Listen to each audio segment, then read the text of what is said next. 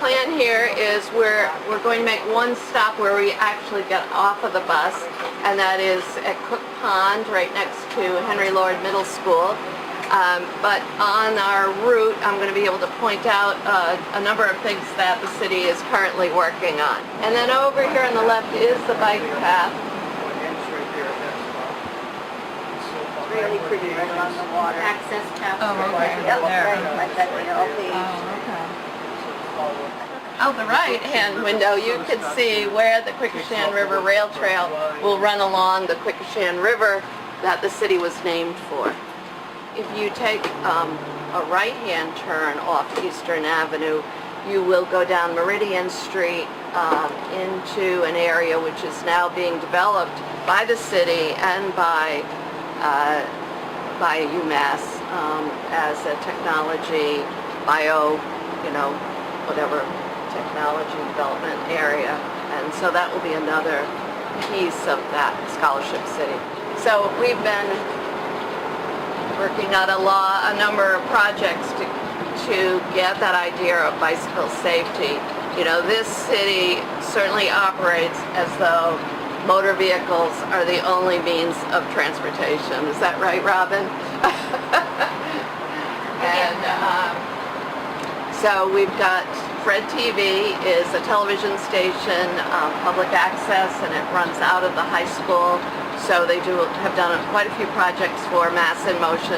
The one they're currently working on is a bike safety video, which is a collaboration between Fall River Police Department and students at Durfee, and it should be ready for prime time by the beginning of the school year.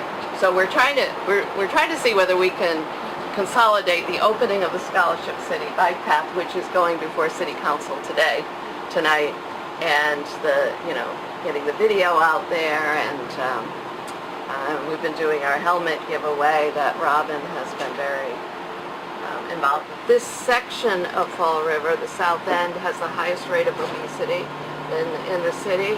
It is densely populated, a lot of public housing, and the least number of recreational resources.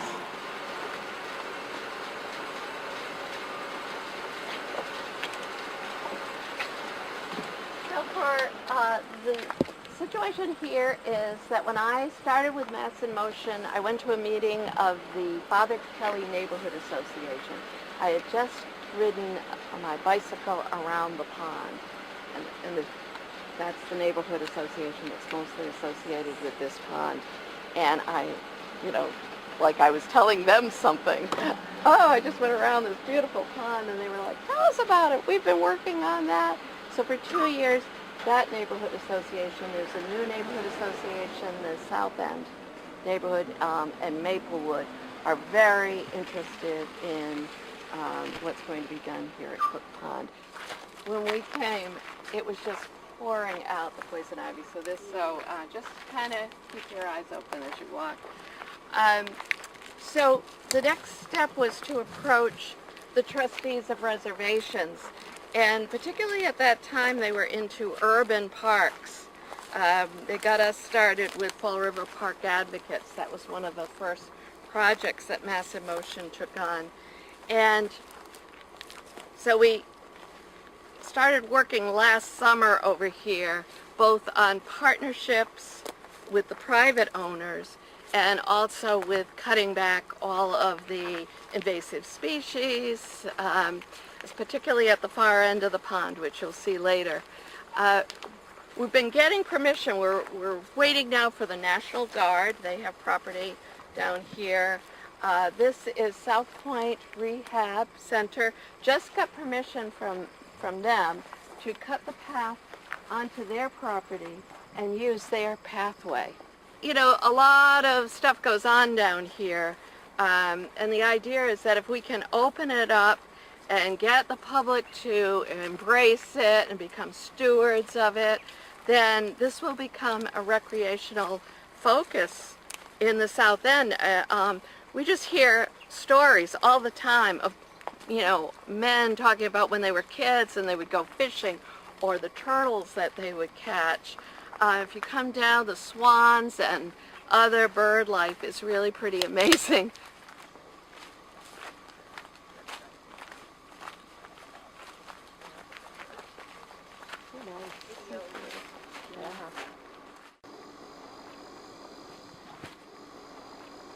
So this area, we're mapping it out in sections, and this area gives us, kind of a broad view of the pond and the potential.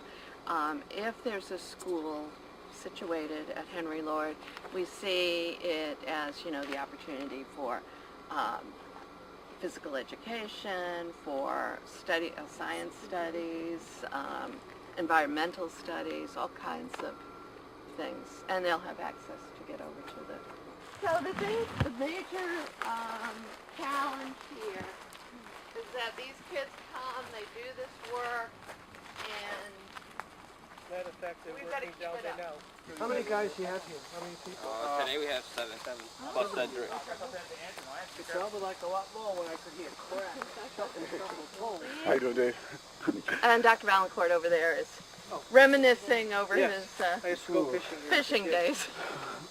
How you doing? Oh, Okay, fam. This is Ashley, Andre, Chris, Emily, Evania, Jonathan, Andrew Brighter Woo. He's the Brighter Woo of all the woos. Great. It's just incredible. This is a wonderful area you're clearing with the old stone wall. You can sit on the wall and eat. Tear it out, Pass down to the Cook Pond. But what an area with this stone wall to kind of sit on. But there's a little patch right there that looks Pretty like it'd be much perfect for a business picnic is. table. Oh, A little like secluded little area over there. nice. Yeah. This was such a mess when I was a kid. It was polluted, overgrown. Now it's like, they're working on it. The Safe Routes to School, with which I'm assuming you're familiar, the Fall River has been very actively involved with the program for 4 or 5 years now, and pretty much started with those signature days, the October International Walk to School Day and the May Massachusetts Walk to School Day. The principals and physical education teachers and classroom teachers have bought into it to the extent that last spring, for the Massachusetts Walk to School Day, we actually had every single school in the city participating, every elementary, every middle, and even the high school. We had over 6,500 walkers. Oh, that's wonderful. So we had some that started from a distance away from school prior to school, walking to school. We had some schools where they chose to get the students in school, take attendance, and then dismiss them, and they walked around the school multiple times. And we had some where during every physical education class they would walk around the school multiple times. So it was extraordinary turnout. We were led to believe it was the largest in the state, so that was pretty neat.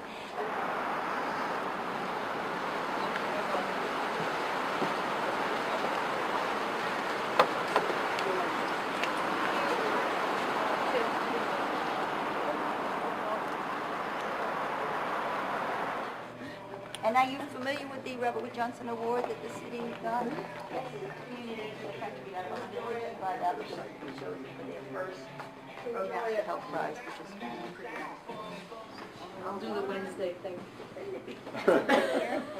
Maybe we could just take a moment and have introduction. Let's start with Ken Ken. Pacheco, I'm Director of Community Maintenance for the city.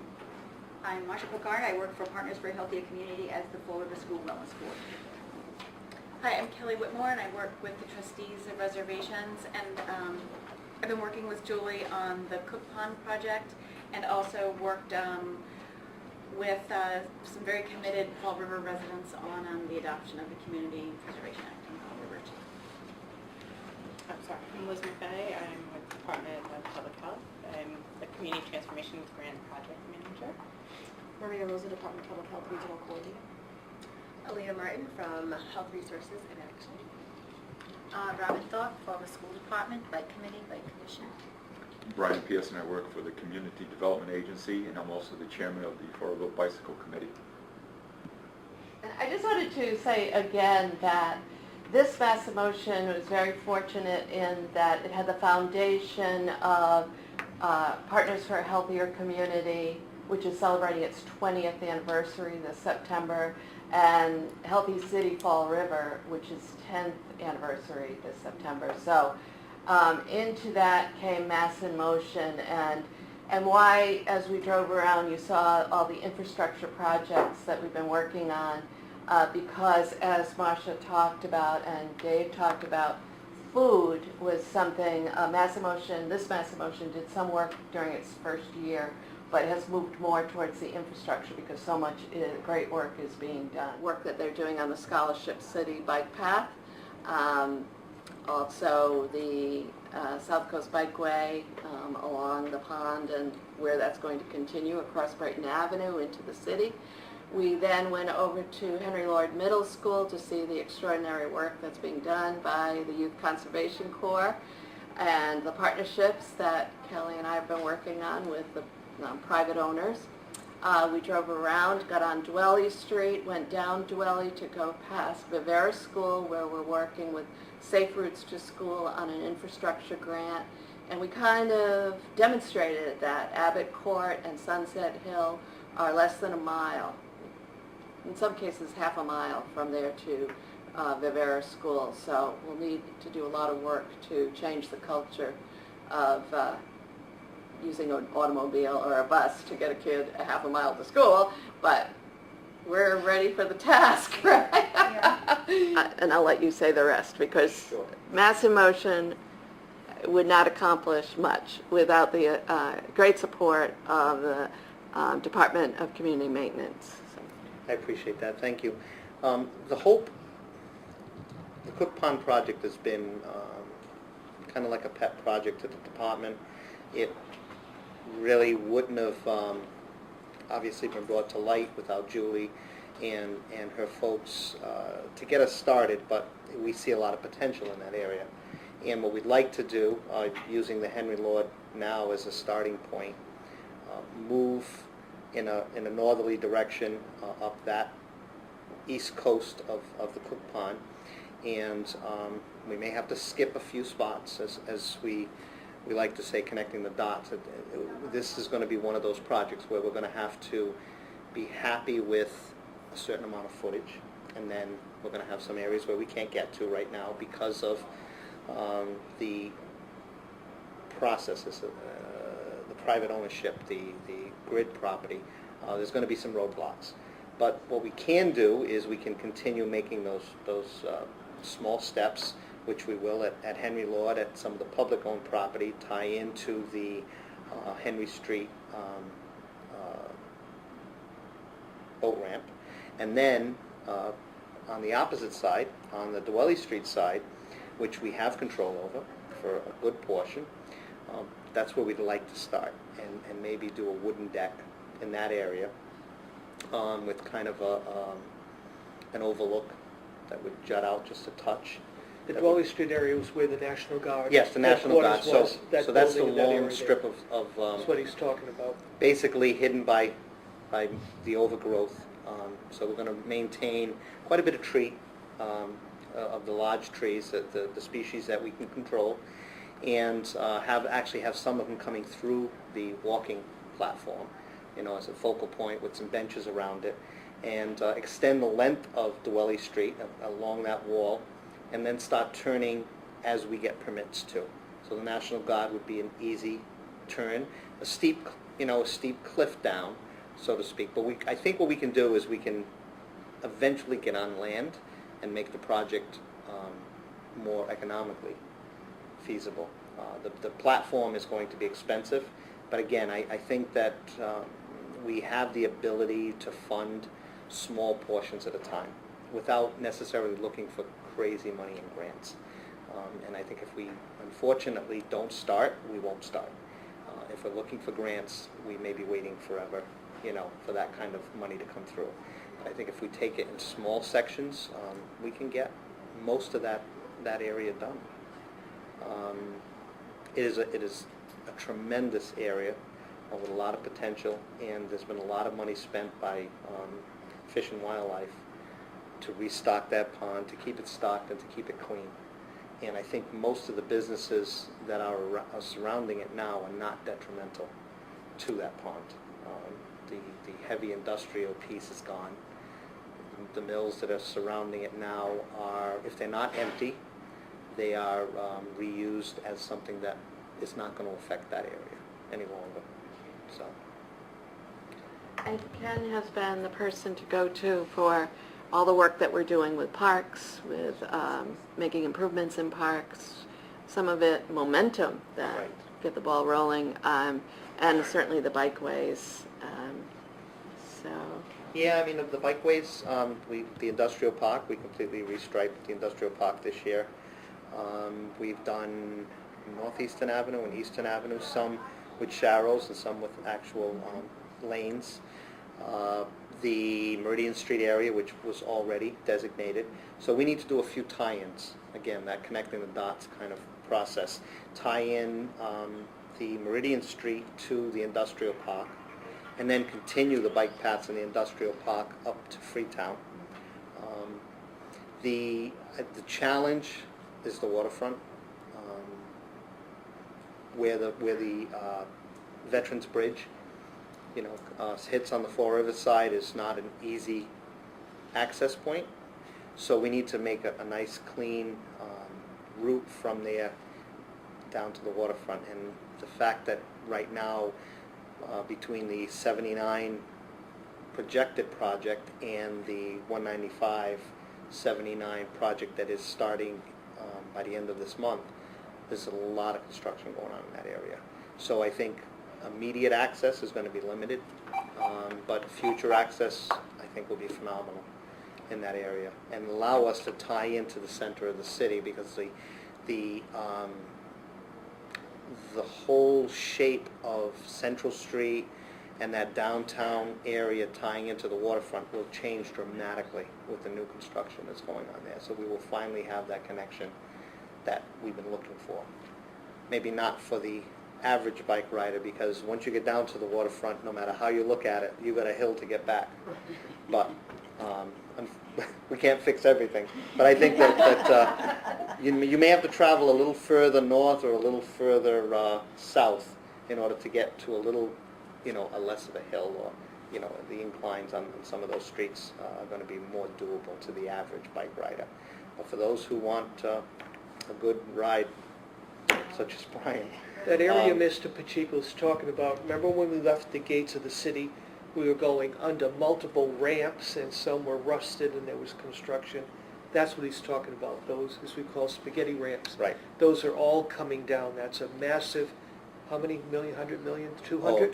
200 and change. I think it's a $250 Almost 300 million. That's a huge project where the state is taking down all of those ramps, because essentially you've cut off most of the city from that part of the waterfront where the battleship was, I pointed out. It's nearly impossible to get there because you've got all these multiple ramps. So that's what he was talking about, that's going to be coming down, starting, I guess. And including pedestrian access. Right, and it will There give is, pedestrian right now access. there's basically a couple of main streets that you can get to the waterfront, Central being one of them, President Avenue being the other. And other than that, you can completely cut off from the waterfront. So this will allow better pedestrian access. Some will be through controlled lighting, traffic lighting, and hopefully there are still plans for and a push for a pedestrian bridge, which I'm not sure if MassDOT is ever going to come on board with that, but it is still a proposal that's on the table.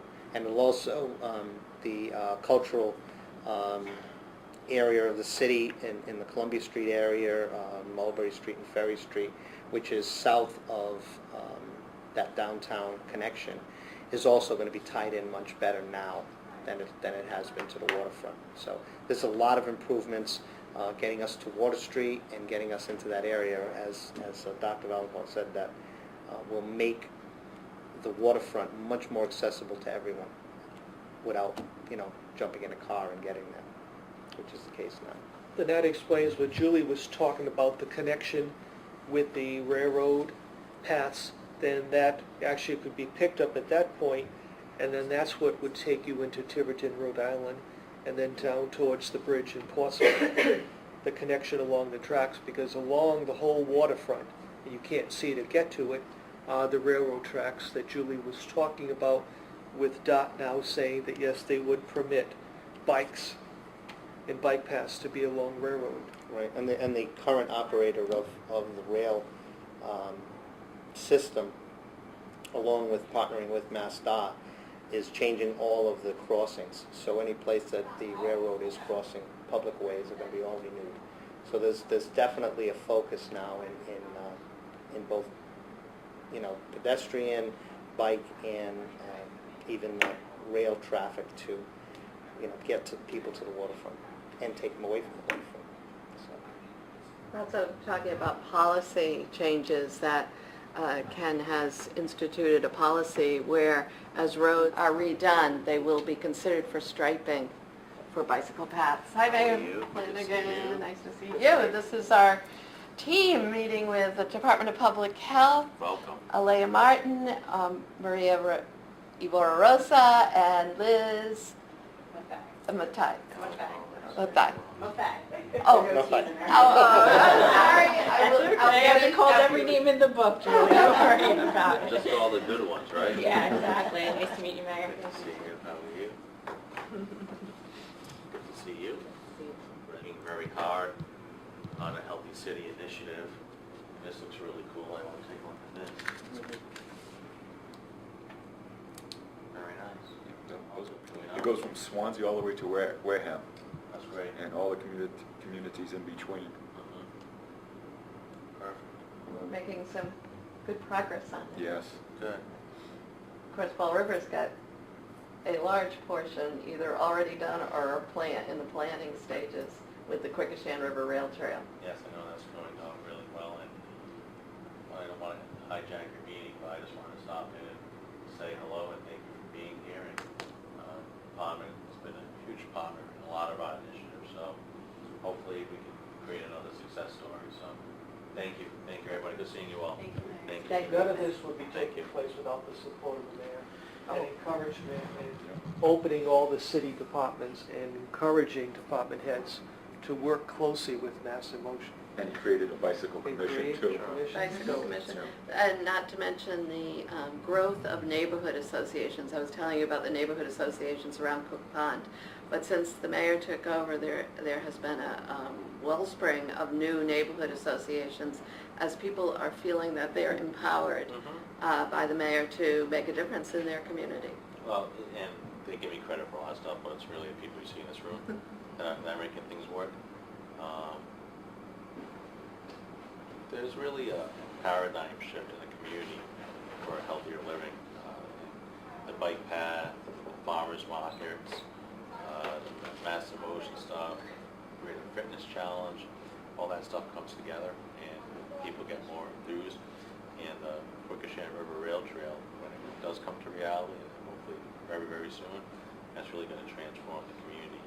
And you're seeing components that are often associated with the suburbs coming to an urban community, which I think is even more important, more vital to a lot of these projects we have going on. So I don't want to interrupt the meeting, but I just want to stop by and say hello, okay? Thank you, Mayor. I think one key factor that over the last 2 years, 3 years from Mass in Motion has been the growth. We have a person who full-time is the neighborhood coordinator. He works with all of the different neighborhood groups, Perry Long, but I think one key element has been the fostering of the growth of the neighborhood associations. So what happens is then you get ownership of that area, you get ownership of the project in that area. And so it makes connecting all the pieces a lot easier because the neighborhood groups are on board. For instance, Abbott Court, the Vivera School there, walking, the traffic, the car pattern, what can we do as a neighborhood association, to deal with this traffic problem, to encourage parents to drop off their children at Abbott Court, to get them safely walking to school. So I think a real important factor, just thinking about that now for Mass in Motion, has been the growth, the encouragement of the growth of the neighborhood associations. And they're taking ownership. And then once that happens, it really becomes a lot easier to connect all the pieces. Add to that I think it's tomorrow at 12:30, one of the neighborhood associations is opening a completely handicap accessible park or playground for children. They've raised the money in cooperation with the city, and that's been a grassroots effort from the beginning, and it's going to improve opportunities for kids who have mobility impairments to be able to get out and play with other kids in that park. So that's another example of how these local neighborhood groups have been very active and moving toward healthier opportunities. Just want to say, the cycling community in Fall River, I would say about 3.5 years ago, was almost non-existent. I mean, as an organized group. And under Mayor Flanagan and Julie, we have grown. I can't even exaggerate. It's been incredible. It went from nobody talking about bike lanes or sharrows or having rides or what does the bike community want to now it's overwhelming. We've worked very close with Ken Pacheco, helping design the lanes. We've become part of the South Coast Bikeway, which is a regional group from, as I said before, from Swansea to Wareham. And working with them, we're trying to make a connection from Swansea that you can ride your bike all the way up to Wareham. And due to that, Fall River has worked on a plan how to get off the bridge, the Veterans Memorial Bridge, going through the city. We created now a route that will connect to Westport. And that's our portion of the South Coast Bikeway. That will be going before the City Council in the very near future. Also, they've told you already about the Quequechan River Rail Trail. That's going to be incredible for the city. The area right now runs along 195. If you drive, you look over, you're seeing overgrowth. You're seeing an old rail line. It's not conducive for people wanting to stop. When they make this into a multi-use path, I know the neighborhood that it goes through is lower income. They are going to use that incredibly for walking, for riding, getting the kids out. It's going to be a fantastic thing for this city. That will also become, once it's done, part of the South Coast Bikeway route. So we're going to incorporate that into this route. They told you about the scholarship bike route that will go from north to south. The bikeway, this one will be east to west. So we're having this access now.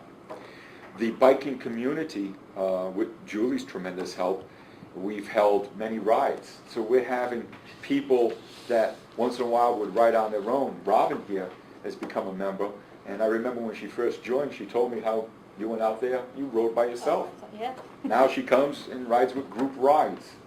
And because of that, we've introduced people who used to ride years ago as a child. They're rediscovering how fun it is to go bike riding.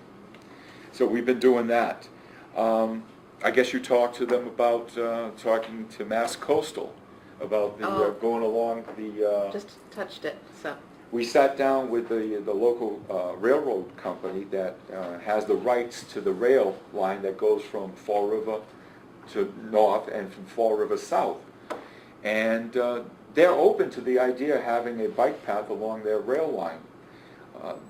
If that was ever to become a reality, that would probably be one of the best bike routes in New England, because you're talking about taking a ride along Mount Hope Bay, going through Tiverton, over the Sakana River Bridge, and then going on the western side of the Quidnick Island, which leads down to Newport. It would probably be one of the best scenic rides in the area. So again, the excitement that has happened in the last 3.5 years has been incredible.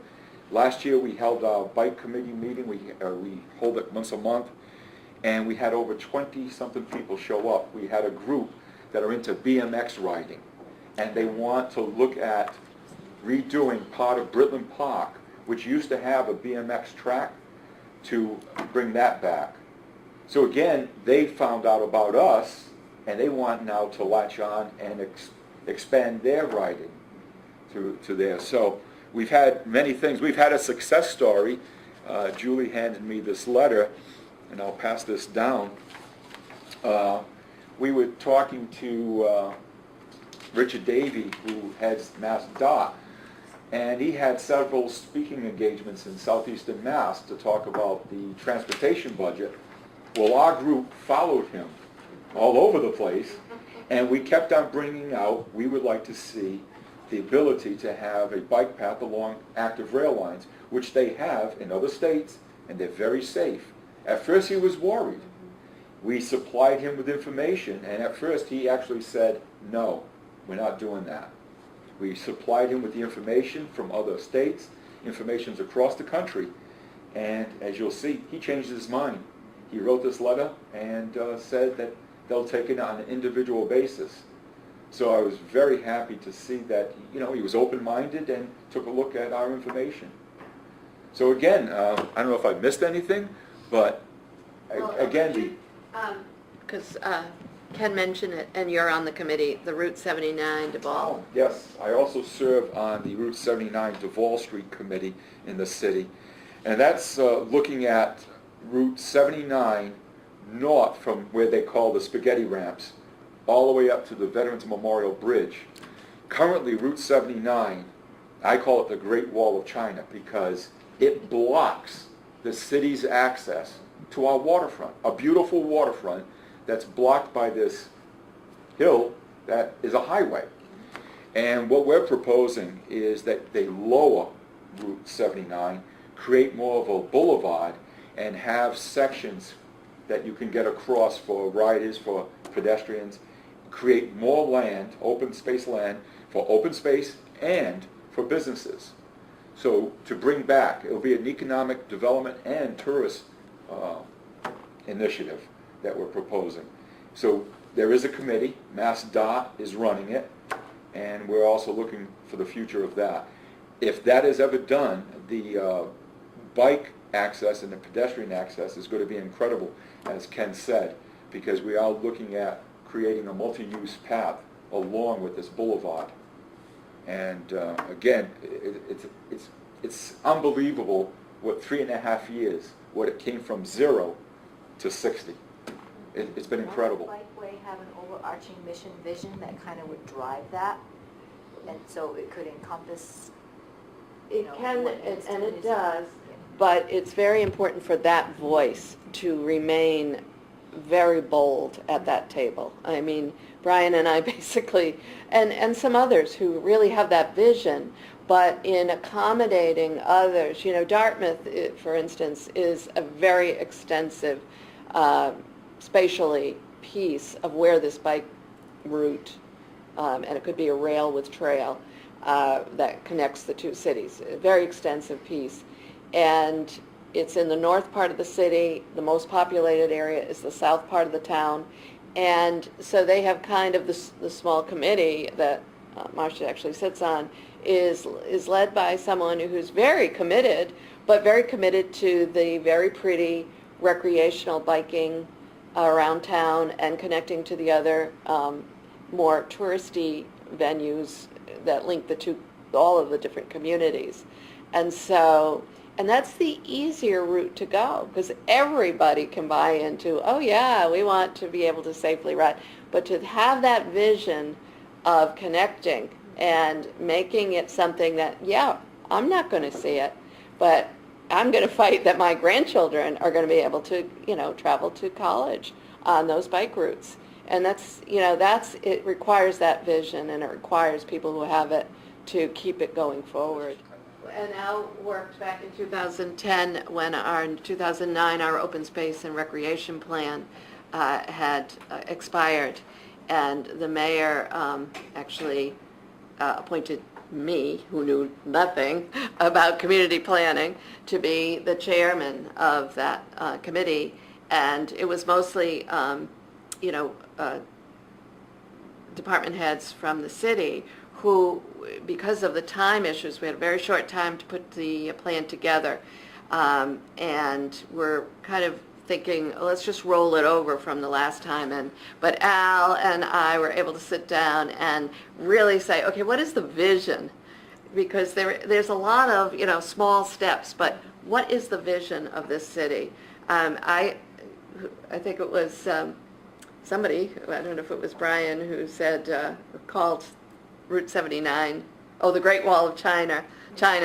I refer to us as having the asphalt necklace instead of, the emerald necklace that Boston has, because literally every gorgeous piece of Fall River, the bioreserve, the waterfront, and the city itself is carved up by these major highways. So we've got a lot of work to do, but our open space plan was a big step in that direction. And one thing that Jane DiBiasio is the city grant writer, and she had planned to be here, but she and I have worked on park grants, and after that first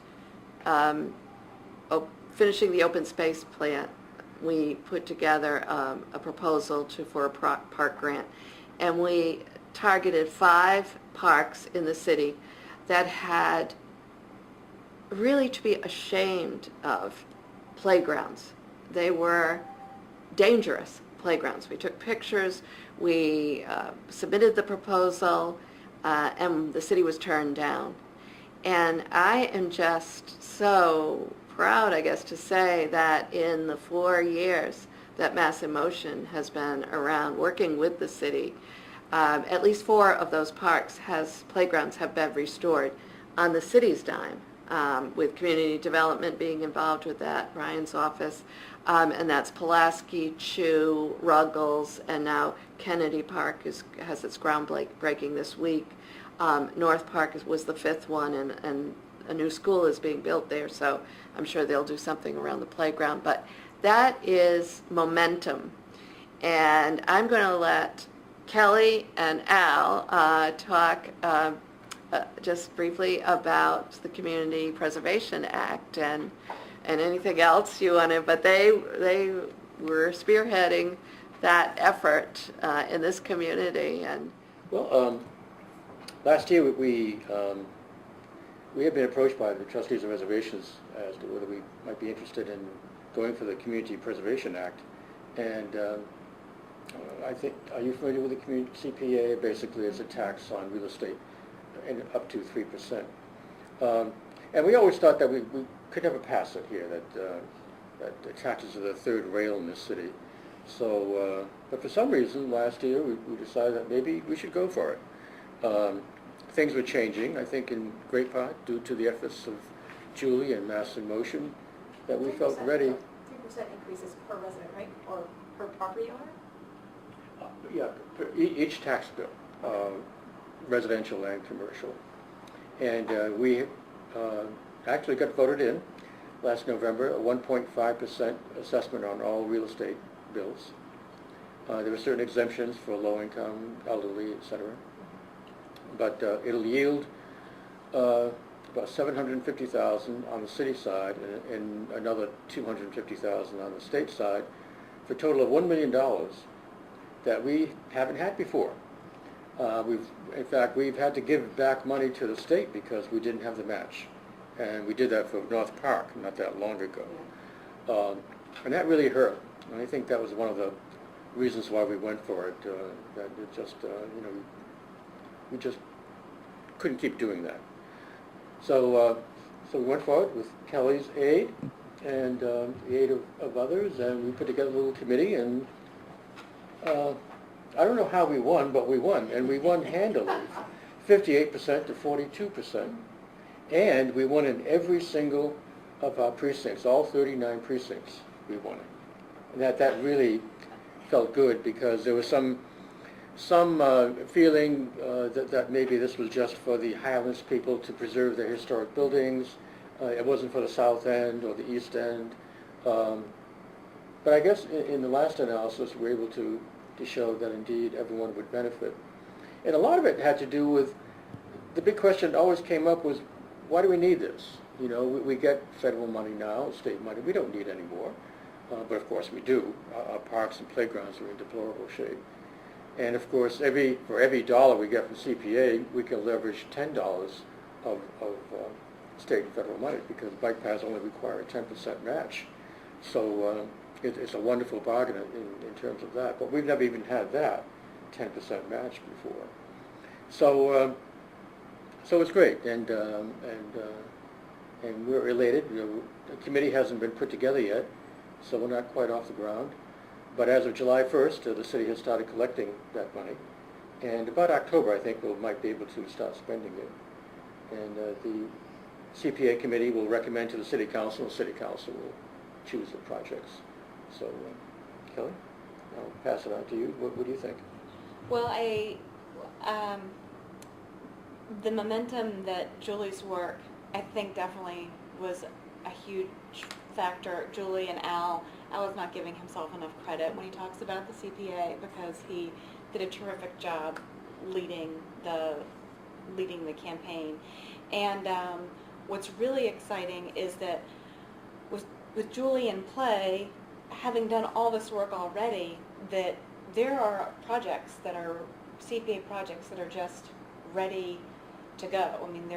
I mean, funding has been, I don't know if you have any grants that you're awaiting from the last round, but these state grants require a match, like they mentioned, and CPA can provide that. And so, and it's not just the funding, but it's also just putting together the grants, managing the project, and having this momentum going is crucial. I mean, many communities adopt CPA, and then, they don't always have the person power to get projects moving, or it's very slow. But I don't think that's going to be the case here in Fall River, and so it's just terrific, all the work that Julie's done to push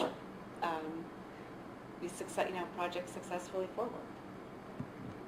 Well, I just want to add to that what I feel that Mass in Motion, thank you for all this credit I'm getting, but it's really being a point person and finding out who, particularly within the city, but also, going to one of the persons I work with who could not be here, Sandy Dennis, when we started Fall River Park Advocates, she talked about advocacy, and she got people to adopt. We have 12 adopted parks in the city, adopted by neighborhood associations, adopted by people incorporated, by some church groups, and that kind of momentum, and then also getting those people to come to city council meetings, come to CDA meetings for funding to restore the parks, and getting it, because the CDA and City Council were not used to